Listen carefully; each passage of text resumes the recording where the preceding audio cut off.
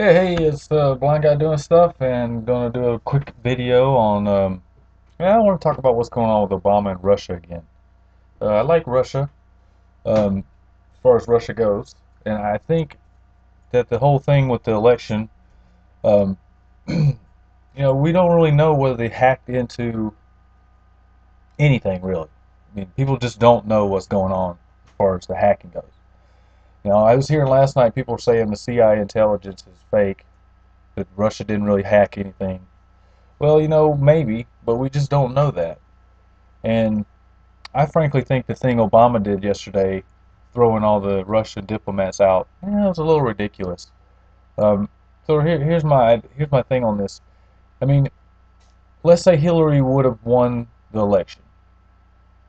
Regardless, the Russians would have meddled anyway, because they were meddling the whole time. Apparently, that's what the administration is saying.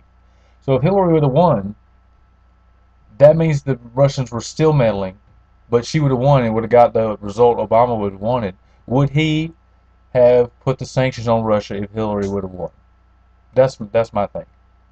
And then, to sort of make him even look worse, is Putin's like, not even gonna do anything. He's not gonna kick any diplomats out or mess with them or anything. So it just kind of made Obama look bad. And Trump, he's just kind of like, oh, we just need to move on. Well, maybe we do need to move on. But I think it's a big problem when you have people working together, colluding with other governments in elections. And this is not the first time. Now let's remember, we'll get off on a little tangent here. Let's remember that in 1980, Ronald Reagan was elected by working with the Iranians. And let's not forget that in 1968, I believe, Nixon was elected by working with the North Vietnamese. So this is not the first time that a Republican candidate has worked either knowingly. Now those other two, they actually knew what was going on. Now did Trump know that Russia was working on his side? I don't know. But he certainly didn't. He certainly he doesn't. He's not upset about it because he won. But I think if Russia had anything to do with the election, I don't think they hacked any individual voting machines or not, but I'm pretty sure that they hacked the DNC, or they got the emails from the DNC, and they released all those emails of Hillary's over time. It's actually John Podesta's emails. And it just trickled, went on and on and on, and then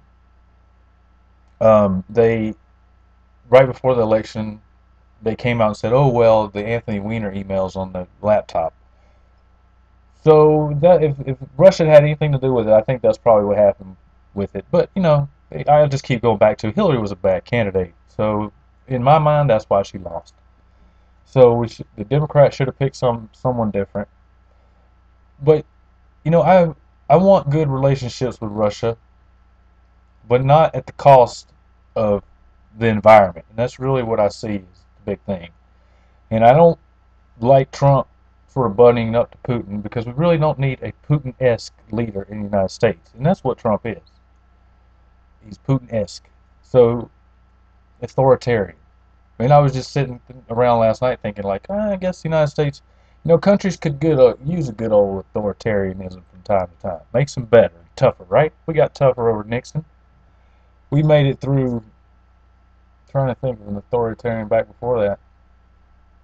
I mean, really up until now, up until modern age, we didn't really have a lot of that. I mean, not that I could just pop off the top of my head, authoritarian-esque leaders. They were all just sort of run-of-the-mill politicians.